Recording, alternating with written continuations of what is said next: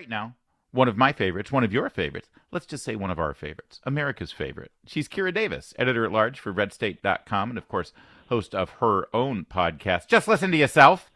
Kira, good to hear from you. Thanks for joining us. Hey, Lair Bear. I'm so happy to be with you today, and I want to tell you I'm so proud of you for all of the things you've done in your radio career, and the LA market is really going to miss your voice. I know I am. You are on in my car every single day, and that's not just because we're friends. I deeply covet your opinion, and I think you're the best in the biz, to be honest. That means the world to me, and I appreciate it. And I listen, if you like me, you'll love Dan Bongino. You know that, Kira. And we love Dan. We're big Dan fans. Yes. Yeah. And John Phillips promised me he'll let me on sometime. So you're not getting rid of me. I'll be around. We got a lot of work to do here, Kira. I still believe in saving this state, so we will be here. And me too. I got a lot, so much I want to ask you about. First of all, you make your home in Orange County, but you certainly focus on all things California, and you see what's going on in LA County with regard to the recall of this district attorney.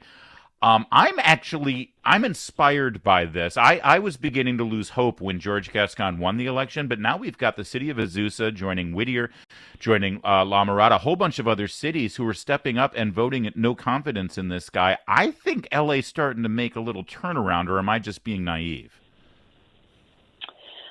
It's hard to say, but I will say I share your opinion on this. I think it is encouraging, but I think what's happening, what we're seeing is it's sort of a combination of our worst fears and our best hopes, which is a lot of us have been saying for a long time, the only way this state turns around is if it hits rock bottom. Mm-hmm. And maybe with COVID and everything, with all of the niceties of California life being stripped away, for a while, you couldn't even go to the beach. You couldn't do anything that would distract you from all the BS that our government does to us here. Suddenly, it was very, very, very clear what these people were doing. They couldn't hide behind reporters or sunny weather anymore. So I think we're seeing LA hitting rock bottom and deciding this is too much even for us. Yeah, and I think that, obviously people are going to vote the way they're going to vote, and I think that, we've talked about this before, this sort of default mode. Andrew Breitbart used to say his factory setting when he came out, because he was raised in West LA, so his factory setting out of the box was liberal Democrat. And it takes a while until you start to see what your voting does and how it starts to affect your environment. And, these incidents that we just saw, a lot of people in Los Angeles, they're going to vote Democrat because that's just what they do. But the Democratic Party has now made this shift. I saw you mention this, that Black Lives Matter and what they're calling the Hamas Caucus in the House of Representatives, they're throwing down with Palestinian terrorists here against Israel. This should be a bridge too far for a lot of people. I think it is.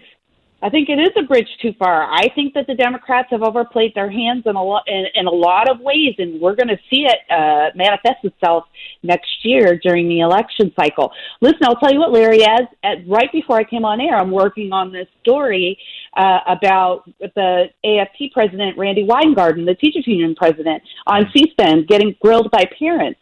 The people are deciding that I think the Democrats have overplayed their hand. They've just assumed, as you so rightly pointed out, that there are so many default Democrat voters out there, they don't need to come through on their promises, and they can just do business as usual. And I think we're seeing instances across the country where they have overplayed their hand. School is one. Look at what's happening with Gaston in L.A. and the homeless situation in L.A. and the crime situation in L.A., and they're just ignoring the concerns of constituents who are saying we're being threatened. Our lives are being threatened by gang members and drugged out homeless people when we try to walk our kids home from school. Everything is going to hell. And I just think People have had enough. I think Democrats have overplayed their hand. And thank God we've got this recall mechanism in California where it's almost like 110 years ago, or wherever they put it on the books. They sort of say, when things get so bad, there needs to be this release valve. There needs to be this emergency brake, and this is the secret. Could be the way to turn this thing around. But do you think the momentum is still staying up there? Tell me what it's like down in South Orange County in terms of the disdain right now for Newsom. It feels to me like, just from my conversations I'm having with people, that everyone's feeling a lot happier that things are starting to open up, but no one is really crediting Newsom for it. Yeah. If anything, it's making them angrier because they're like, why didn't he do this sooner? If masks aren't a problem, or if we're doing so well with this COVID recovery, why didn't he do this sooner? Why is he lecturing us about the science, and then he won't even let us unmask before June 15th, even though the CDC has already said it's fine, even though the president's already said it's fine, even though the president keeps wearing his mask everywhere. I mean, it's just like where everything he does is contradictory, and every move he's making to try to make up ground here in this recall election is smelling like desperation, and I think people are noticing it. Did you see Biden? Yeah, explain this to me, because I know you know science better than I do, Carrie. You're much smarter than me. So Joe Biden is walking around outdoors by himself yesterday. He's wearing a mask. But then he goes and he does this test drive of an F-150 truck at the Ford factory in Dearborn.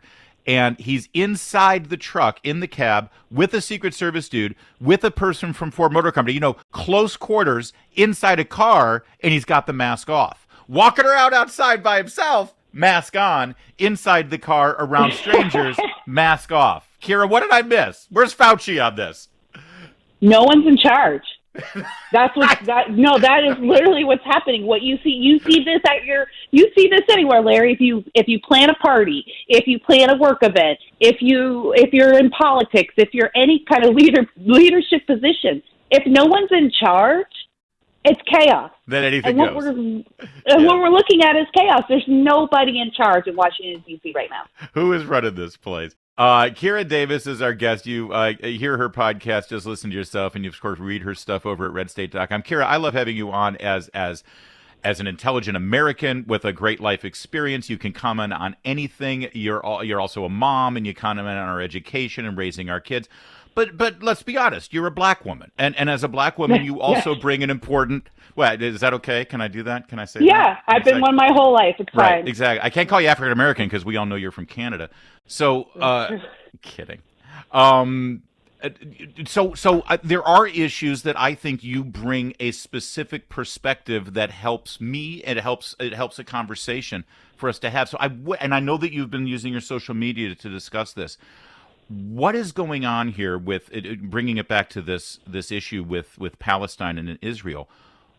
Can you explain why, from your perspective and what you have experienced or what you've researched, why is it there seems to be this instinct for leaders on the left, black leaders on the left, to immediately take the side of the Palestinians who are linked to terrorism? I mean, they are clearly, from my perspective, the bad guys in this equation. And yet somehow you see this sort of inclination to side with them over our allies, Israel. What is at play there? I don't know what the history of this is or where it started, but the truth is that there has always been an uneasy allyship between the black community and the Jewish community in America. If you recall, Larry, in the 80s and 90s, in New York City, Bedford-Stuy, that was a hotbed of Jewish and black violence. Oh, yes. There was a lot of violence, murder, and Al Sharpton fanned the flames of that, if you remember. Exactly. Yeah. But you'll remember Al Sharpton marched with Jews in the civil rights era. Jewish people were very important to winning. Like they were some of the only white allies that black Americans had at that time. So we've always had this uneasy tension. I don't know where it originates, but it's always been there. So it's not surprising to me. And I know a lot of the black commentators that you see on TV are anti-Jewish. They're anti-Semitic because it's sort of like something that is pervasive in our community that we don't talk about a lot. And it goes up and down. It goes off and on. So this is an issue that is that kind of extends far beyond my understanding. But even like one of my favorite comedians in the world is Chris Rock. And the first time I realized that we had a problem was his very first special on HBO. And he talked about not knowing that he was supposed to hate Jews until Jesse Jackson told him. He didn't understand. It's a great little piece, but like a lot of Black people like me have had that experience. Like, oh, I didn't know we hated Jewish people. Then I saw Jesse Jackson and Al Sharpton talking about it, and I'm like, this is a thing? So this is a thing. This is a thing in our community that we've never really talked about, that I don't know how to address it, but it's something that's been attached to us. It's not everybody, but it is a pervasive sentiment. And it really is. From a political perspective, it's interesting and I think challenging to sort of try to build this bridge, because both of those, identity groups or constituencies, Jewish Americans and Black Americans, tend to both find themselves in the tent of the Democratic Party, with some exceptions for the most part, though. And so this creates a challenge for Democratic elected officials, as we're seeing in Los Angeles tonight after we saw horrific violence targeting Jewish people in Los Angeles with violence, and there should be unequivocal condemnation. And it's not like there's any support out there, but I'm not hearing loud voices. And for any other group, I would think we would hear some pretty loud voices here about these hate crimes. Right. If it was switched and it was Jewish people attacking, whatever, Palestinian or whatever, pro-Hamas people, it'd be different. Well, just to loop back to how this conversation started, that is the hand that the Democrats have overplayed now, because now you can't keep these narratives separate. Everything's converging thanks to COVID, in my mind. Everything's converging. You can't cover up the fact that you have factions, racial factions within your own party who have great animosity towards one another. Look at this Asian American hate thing that we're all doing right now. The Democrats want to have it both ways. They want to pin this stuff on redneck Trump voters hating COVID and so beating up Asian people. But anybody who has half an eyeball can see that this is an issue between the Black community and the Asian American community, and they cannot afford to be honest about that conflict because they can't afford to take sides. The only side they can take is the side that is against white people or white conservatives, or what they think that is.